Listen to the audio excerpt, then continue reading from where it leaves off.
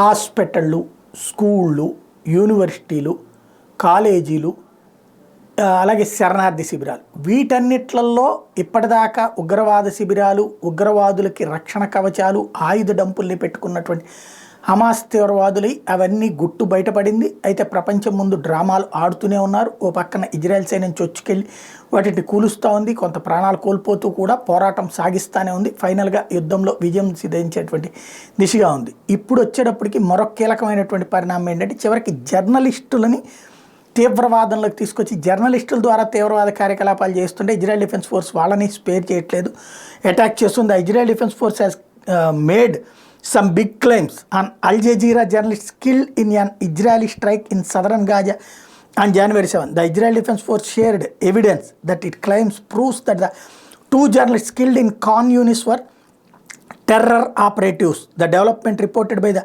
Jerusalem Post comes as Israel continues to pound Gaza.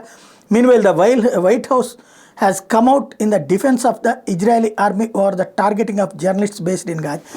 జర్నలిస్టులు గాజాలో ఉన్నటువంటి ఇప్పుడు కనుక ఇక్కడ మనకి సాధారణంగా కమ్యూనిస్టులు ఏదైనా ఉద్యమం చేస్తుంటే అక్కడ లాఠీ చార్జ్ జరిగితే జర్నలిస్టుల మీద దాడి అని హడావిడి చేస్తారు. ఏంటి అంటే కమ్యూనిస్ట్ పార్టీలో ఉన్నటువంటి కింద కార్యకర్తలకి విశాలాంధ్రలోను ప్రజాశక్తిలోను రిపోర్టర్లుగా అపాయింట్మెంట్లను వాళ్ళకి ఎక్రిడిషన్లు ఇస్తారు.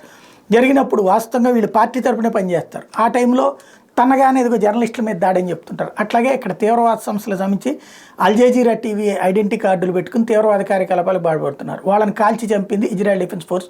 అప్పుడు 7వ తారీఖు జరిగినటువంటి దాడులు అదుగుదుగు జర్నలిస్టుల మీద దాడంటే ప్రపంచం అంతా బిల్డప్ చేస్తున్నారు. తాజాగా ఇజ్రాయెల్ డిఫెన్స్ ఫోర్స్ ఆనాటి వీడియోలు రిలీజ్ చేసింది. వీళ్ళు కూడా తీవ్రవాద కార్యకలాపాలకు పాల్పడ్డారు. వీళ్ళని జర్నలిస్టులు ముసుగులు తొడుక్కున్నటువంటి తీవ్రవాదులు అని చెప్పేసి స్పష్టమైన సందేశం, సంకేతం అవన్నీ కూడా లెక్క చూపించింది. అమెరికా కూడా ఇజ్రాయెల్ చెప్పింది కరెక్ట్ అని చెప్పి ధృవీకరించింది.